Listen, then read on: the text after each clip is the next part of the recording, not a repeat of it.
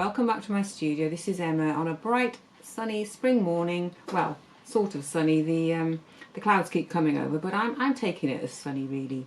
There's plenty of daffodils out in the garden, and there's little lambs calling from down the lane. My neighbour's got some lambs already. Although I suppose it's March. It is quite late for some people. Some people lamb even earlier than this, I guess. So it's just lovely. It feels like fresh start, new beginnings, and very much I feel that is ready for me to do something new here in the studio. I finished off my little sampling bits. I was just kind of playing around last time just to see where it would take me, and I was looking at these slightly different colours to the first piece that I made. So it's got a lot more pink in it. Somebody said in a comment that she thought these looked like eyes, and I have to say that did cross my mind. It's like a sort of a little owl or something.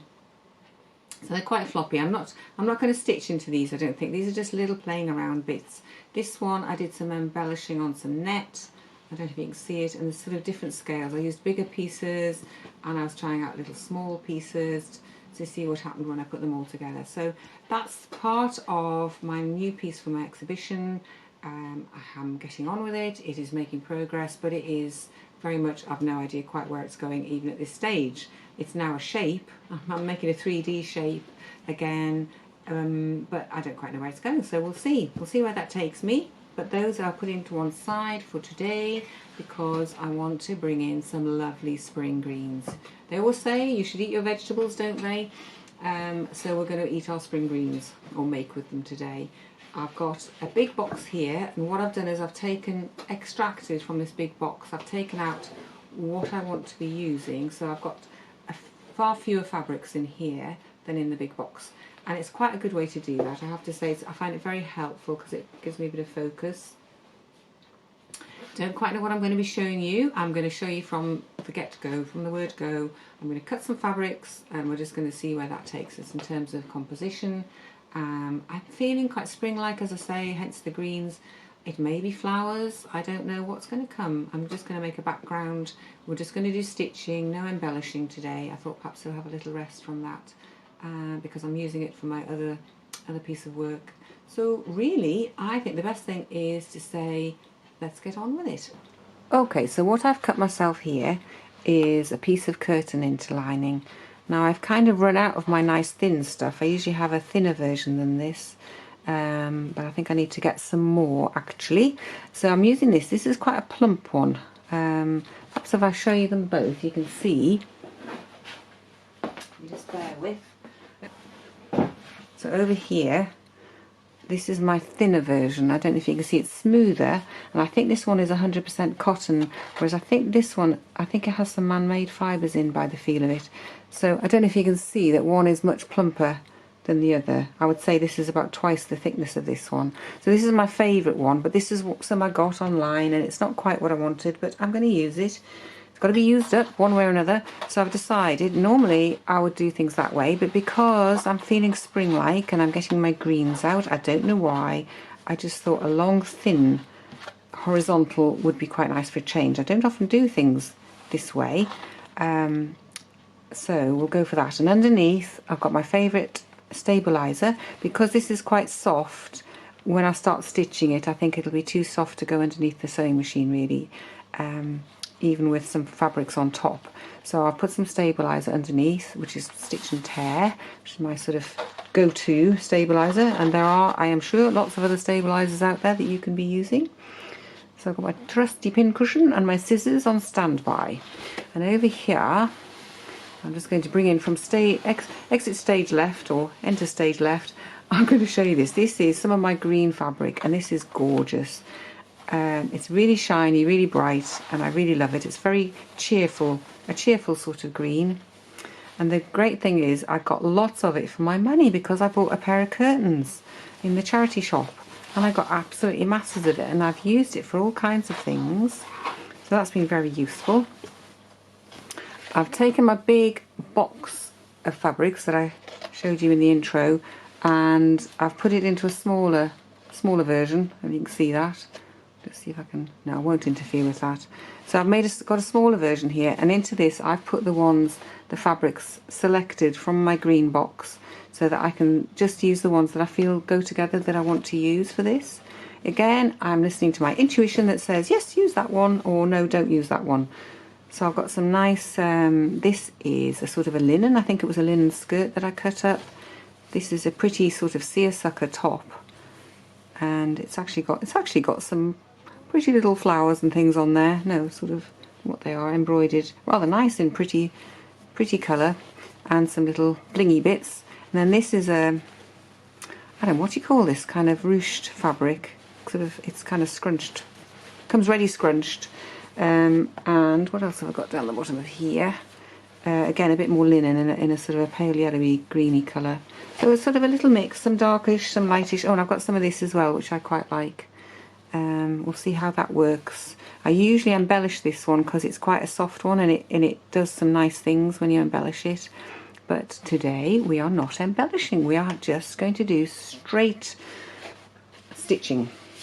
None of that embellishing nonsense, goodness me, because I know not everybody has an embellisher, so I don't think it's very fair really if I just keep embellishing and saying, oh, this is wonderful, what you need is an embellisher. You know, some countries I believe you can't even get hold of them, so there we go. So I'm going to start cutting some fabrics. Okay, so I have actually ironed some of these, which isn't my normal sort of fashion, I have to say. I don't iron anything unless I have to. In fact, the only iron I have in our household is actually in my studio, and the only clothes that it irons are, generally speaking, things that I've cut up to make things out of. So there you go, that's a shocking confession, isn't it? So I've got some, I'm just trying to decide whether I'm going to do pieces that go all the way across, or pieces that are going to sort of dovetail into each other, going across like that kind of thing. So I've got to make some choices again. It's all about choices, and whether I make like one colour at the top like this, and then have other pieces kind of coming down here. See, that makes a very strong contrast, and I'm not sure I actually want that. I kind of want things just to be blended. I don't even know what's going on to this at all. I haven't got as far as thinking what's going to be stitched on top at this point. I'm just literally making the background, and then I'm going to see what comes next after that. It's my new way of making things really, is I just start with something and I seem to only be given the information to get it going, and then the intuition just kind of kicks in as I get going. I hope, fingers crossed. So we'll see. It's a whole new way of working for me. It's, instead of saying, oh, this is what I'm going to make, you know, I'm going to make something with such and such on, and it's going to be these colours, I kind of literally go into my stash, pick out some fabrics, and then we'll see what happens after that. And it's a really interesting process. A bit scary, but interesting. So this fabric has got, you see, that's got lines on it. I think you can see that going up. So it's a question of whether I do strips of that way, or you get a very different look if you do it going that way. You see, it's all kind of what is going to please my eye. See, that could be a ploughed, sort of a ploughed field with new growth coming on it, because there's a lot of that around the fields around us at the moment. You know, there's ploughing and things beginning to start, and seeding things, little things are growing. Along with the lambs, I have to say, there's lots of lambs in the fields now, coming slowly appearing. My neighbour down the lane has got some lambs, and it's really sweet. Right, okay, so I'm just going to cut some pieces. And as I always say, the best thing is just to start. So I'm kind of thinking, I think these want to be curvy. I think we'll just go for curvy. And some of them may go right across, or some of them may not. So we'll kind of do this as though I'm doing mountains, but not mountains. Now then, do we want that to go across the front like that? Or do we want some of this that way? I think that way is quite nice. You see, when you've got that curve, and you just pop that on there, you start to create something with a little bit of interest. So do I want that going all the way across? Not so much. So I might again just cut this in a curvy shape. Let's do that. I'm sorry, the sun's just come out, so the light's changed again. I thought I'd picked a reasonable spot to film in today, because I do different areas depending on what the light's doing. So I hope you'll just enjoy the sunshine. Let's just enjoy it. Let's not worry about it. If it's making shadows, well, that's a really good thing, because it means that the light is really bright, because we only see the shadow in the world when we have a very bright light. So that's a really good thing. Now then, do we want that in the foreground? I wonder. No. What about some up there? A little patch up there, do you think? Yes, I'm getting a sort of a feeling that that's what we want to do. So let's just do a little bit of...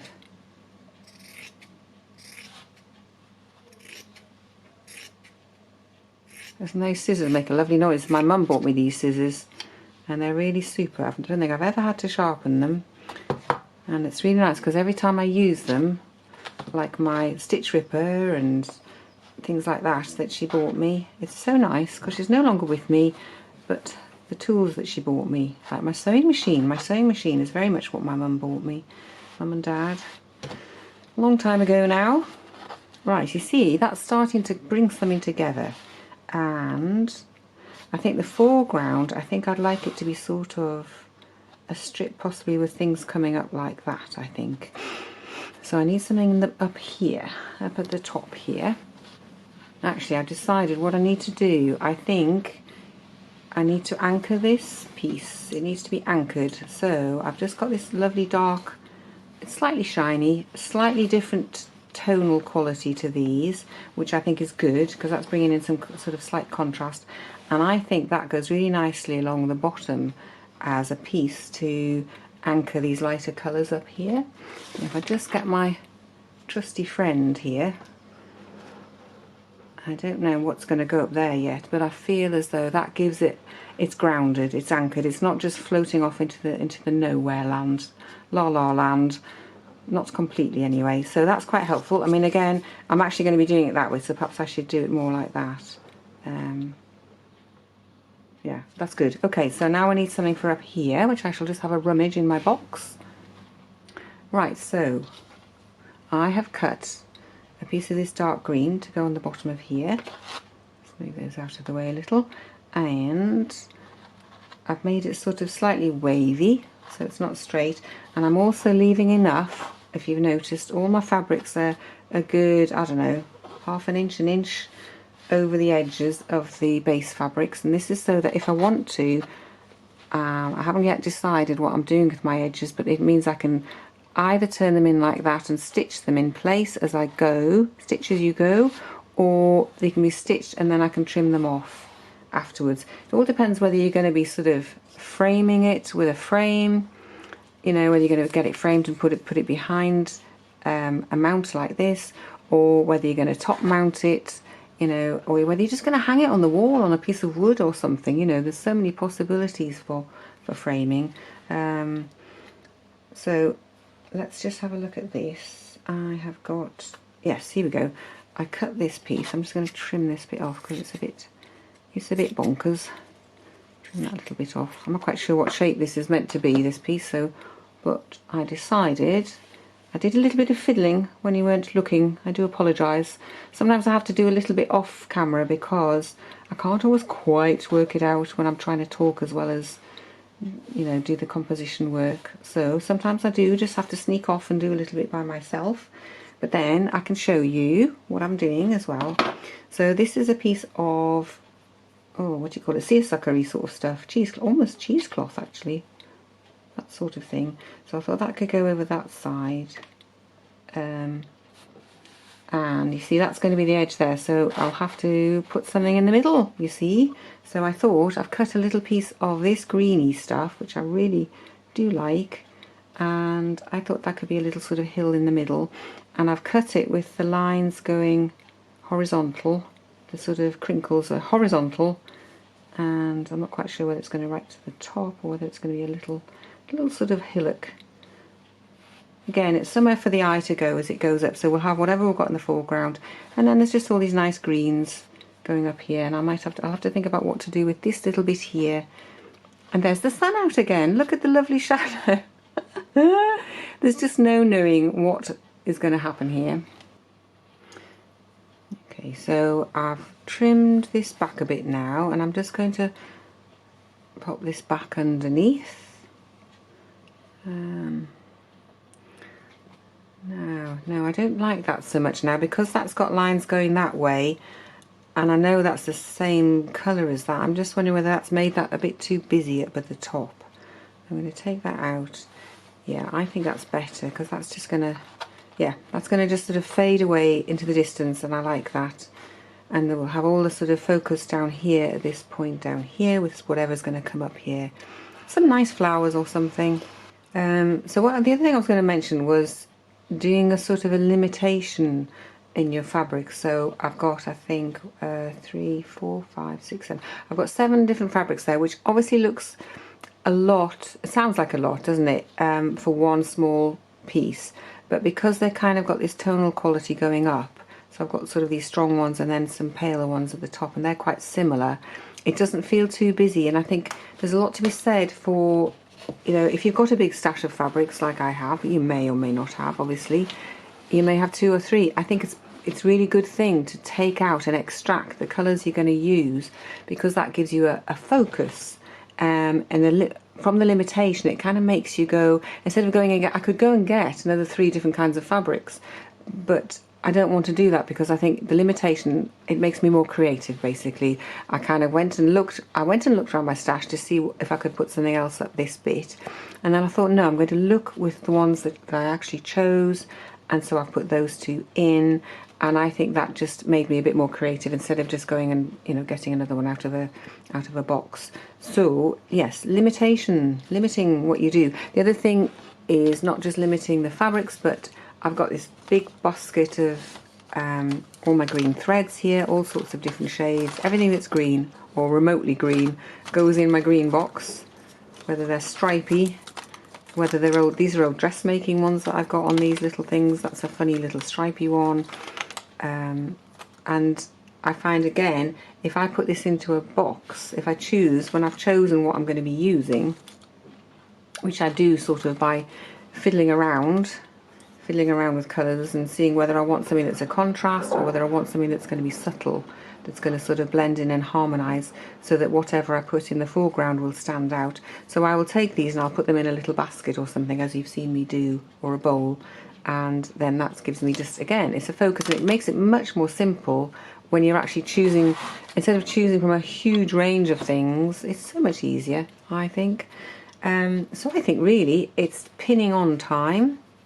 Time to pin my little fabrics on, and then I will be able to take them over and get stitching and sewing. And again, with this, I suppose if I was going to be, I could do my usual, what am I thinking? I'm sorry, I'm just wittering here. I'm just thinking, it's always the way. I start doing something and my head goes, oh, but what if? And I thought, well, actually, I'm going to try this one without doing a little mini sample of it to see what I want to use thread-wise and what kind of stitching I want to do. And I'm going to carry on this process of just letting the fabrics and the piece tell me what to do as and when I get over to the sewing machine. So I'm not deciding ahead of time what I'm going to do. Even though that's a useful process to do on this piece, I'm not going to do that. Haha. So ready, pinned, and over to the sewing machine I shall go.